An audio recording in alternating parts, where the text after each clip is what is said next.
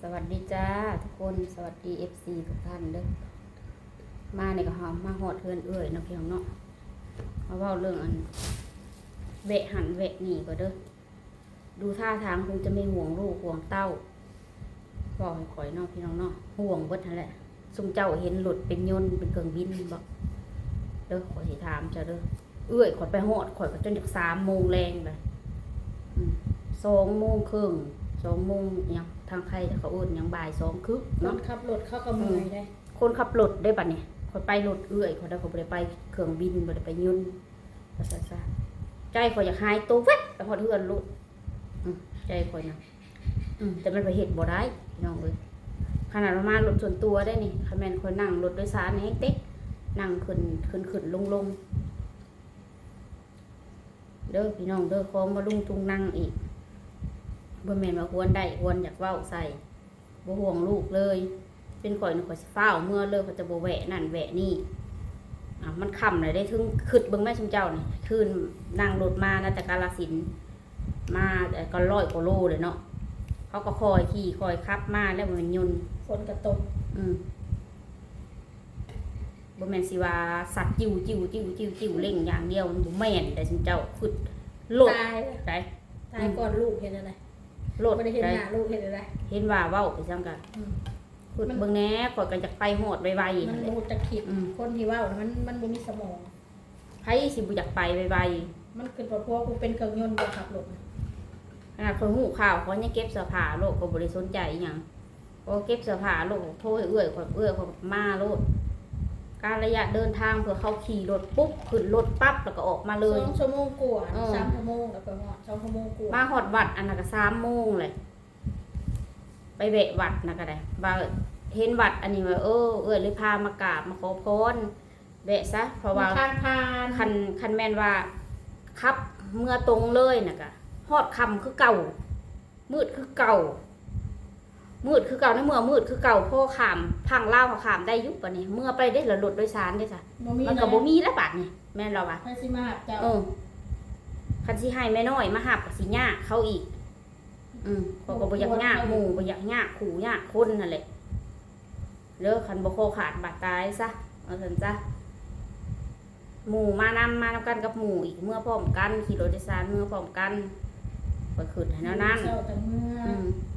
มื้อเช้าก็เมื่อแต่เช้าว่าแต่เช้าก็ห่วยเพื่อออกแต่เฮือนก็9 โมง 10 โมงแล้วลูกเฮ็ดข้าวกับข้าวกับน้ำอีกนึ่งข้าวกินข้าวกินน้ำอีกอาบน้ำแต่งตัวอีกคันบ่ลุกแต่ตี 4ปุ๊บที่หาได้6 โมงก็ได้ลุกแต่ตี 4ตี 5พุ่นแล้วเอ้ยของเว้าใส่ใจเขาเนาะไผสิบ่จักข่อยอยากหายแวบไปโลดโอ้ไปหม้องนี้ก็หายแวบไปโลดถ้ารถกูขามได้เนาะไปส่งกลางคืนเลยแม่แหละคันรถมึงขามได้ทั้งกลางคืนน่ะเพราะว่าขามเลยกันเด้อกูวัดงวดก่อนโอ้เลยจะงามได้สิเบิดงวด10 ปีอีกอีก5 ปีนึงดอกกูโดน5 ปีก็บ่ไม่ได้ห่วงลูกเลยถ้าห่วงลูกนะเอาลูกไปหาหมอตั้งแต่โดนแล้วโอ้ยเนาะคนละเมื่อยเดอันจนเว้าคำเก่าอันนี้กู้นี่ยืมสินมาหันพาลูกไปหาหมอกู้แล้วเมื่อยจะกู้เลยเต็มเลยก็ยังว่าอยู่เต็มแล้วมันก็มีบ่อนเอาแล้วเข้าใจแล้วสั้นกว่าที่อยากห่างลูกป่ะสะหาเงินใส่หนีเขาเข้าใจข่อยเถอะน้องเว้าร้ายก็ว่าข่อยเว้าร้ายข่อยตอบโต้ร้ายก็สิสั่งข่อยคุณเจ้าเอ้ยข่อยเว้าร้ายกันนี่มันตอบโต้ FC มันมาพูดเว้าใส่ FC ก็ว่าสั่นอีกเลยจริงแล้วบ่แม่นได้นี่เนี่ยมาอธิบายเว้าสู่ฟัง FC บ่แม่นต้องเข้าใจข่อยนำลังเถื่อกะข่อยบ่มีบ่อนอันนั้นแล้วขอโทษห่างลูกเขามาข่อยบ่มีใครอยากห่างดอกเด้อลูกเป็นหันเป็นหนีแห้งลูกบ่ปกติหนีแห้งอยู่น้ำลูก FC เม่นมาข่อยเข้าใจข่อยเต็มหัวอกข่อยแห้งบ่อยากห่างยูกะบ่แม่นว่า YouTube ก็สิได้ตลายอีหลีอะหรอเงิน YouTube ข่อยหนีเอาเบิดแล้วพี่น้องเอ้ยข่อยสิกินหยังเลยหาจ่ายหนีจ่ายสินเบิดแล้วก็เพราะว่าจะมาเฮ็ดงานน่ะมาเฮ็ดงานอยู่นี่ก็คือเห็นนั่นแหละ ไปจะขึ้นในได้กระยาเขาแล้วแต่เด้ออยู่ในแซ่ก็อยู่ในหันเลยเบิ่งเอาในหูในตาเลยเฮ็ดงานหยังก็ได้โสร้ายกับลำคาญพี่น้องเว้ยตั้งเถื่อเว้นบ่เห็นบ่ขอยุดนะขอยุดเห็ดคลิปไปอะไรคนสู้จู้จี้จุกจิกอะไรกับลำคาญก็เมื่อยพักไปสักครู่หนึ่งก่อนมันก็กลับมาเห็ดอีกสิมีแนวว่าข่อยอีกแนวนี้แล้วข่อยลำคาญแนวนี้แหละซึ่งเจ้าแม่นยังดอกบัดนี้บ่เห็ดพอบ่ได้อีกแล้วบัดนี้มันสิบ่มีรายได้เข้ามาได้เจ้าเอ้ยนอกจากสว่าเห็ดลงไปแล้วบ่มีคนเบิ่งเลยบ่จักลงจักดีเลยนั่นจำเป็นนะจำเป็นได้ขอกระโทษกระถอยเพราะพระเจ้าคายที่คายยังเขาสิไปหาใส่หนีมันวิทย์มันแล้วยืมลูกก่อยบ่แม่นคายได้ง่ายๆเรื่องที่เรื่องทางกันเนาะเพียงเนาะเงินเจ้าปุ๊บแต่คายปั๊บมันก็บ่ได้อันนี้ก็เลยกดราคาลายก็บ่ได้เขาก็บ่อยากกระนั่นบ่อยากปล่อยว่าซั่นซะทิ่มรถ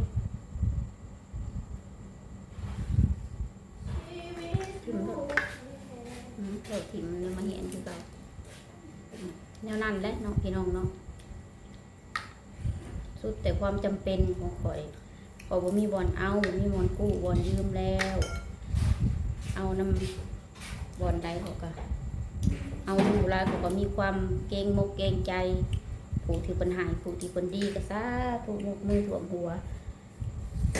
ซอยเลือดจนตลอดPPFC ทุกคนก็ให้ยืมเงินยืมคำกับขอบมุกขอบใจแต่ว่าความหนาด้านหนาน้ำมันก็บ่หนาขนาดนั้นมันก็บ่หนาขนาดนั้นเขาต้องยืมตามกำลังว่าเขานี่สามารถใช้เพิ่นได้เดือนละเท่าใดไหวบ่เงินเดือนเฮาเท่านั้นเท่านี้เขาก็ต้องแนวนั้นยังยังก็สิมันยืมในใส่เมื่อไปก็คงสิเบิ่งลูกไปเองดอกพี่แม่เราก็เบิ่งบ่ไหวแล้วคือเห็นนั่นแหละเนาะพี่เนาะลูกก็มันเป็นแนวนี้เห็ดแนวใด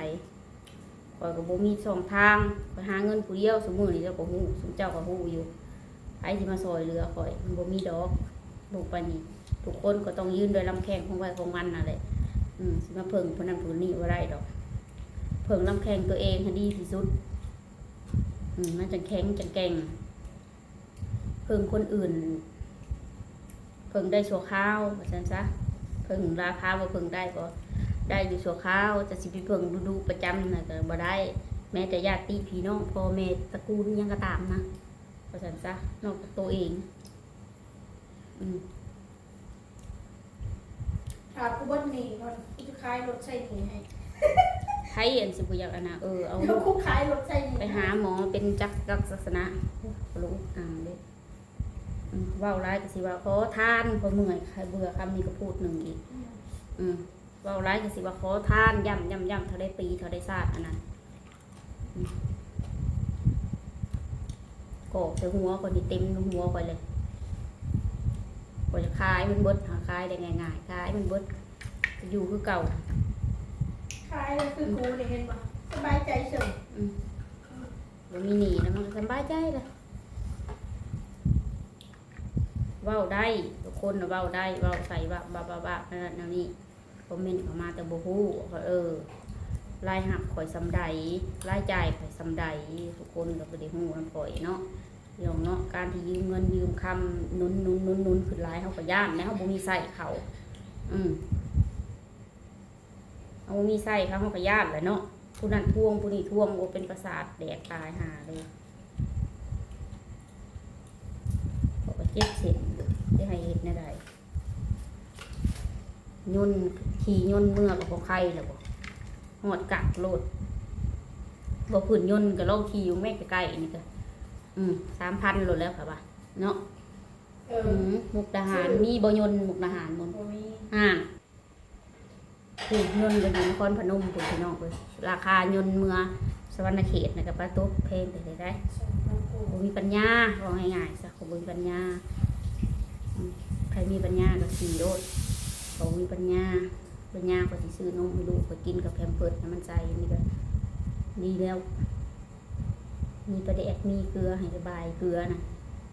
ก็ได้แล้วสำนั้นนะทุกคนมันก็มีขึ้นมีลง สิเว้าสิหยอสิหยันกันหลายเขาก็ฮู้จักเบิดแหละเฒ่าปานนี้แหละอายุ35ปีแล้วก็ฮู้เบิดแนวคิดแนวถือของซุมเจ้าเอ้ยแนวใดอันเรื่องลูกเรื่องเต้าเขาฮู้จักเบิดมันมีแต่ตัวเงินตัวเดียวเข้าใจบ่บ่ได้ขอได้นี่ได้ก็เว้าทางเรื่องไปหาหมอนี่ก้าวออกไปมันจะใส่เงินใส่คำบ่ได้ขอเด้ออย่ามาเว้าเด้อแต่ขอทานขอโทษนะคนมีการใช้จ่ายจำเป็นเบิดบ่แม่นมีเงิน1,000 2,000มีเงินนำพันก็จังสิอยู่ในถาดานก็เบิดแหละจำบัตรเขามาเนี่ยก็สิไปหอดใช้เจ้าสิกินยังไรน้ำทองอีกเจ้านี้หิวน้ำเจ้านี้หิวขนมเจ้านี้หิวข้าวเงิน1,000สมมติว่าเจ้าสิคิดพาลูกไปบอกคิดเบิ่งในที่เป็นว่าก็เลยเรื่องเงินกูนี่ยืมสินบ่มีคนเอาแล้วเอาง่ายๆก็ตัดโอเค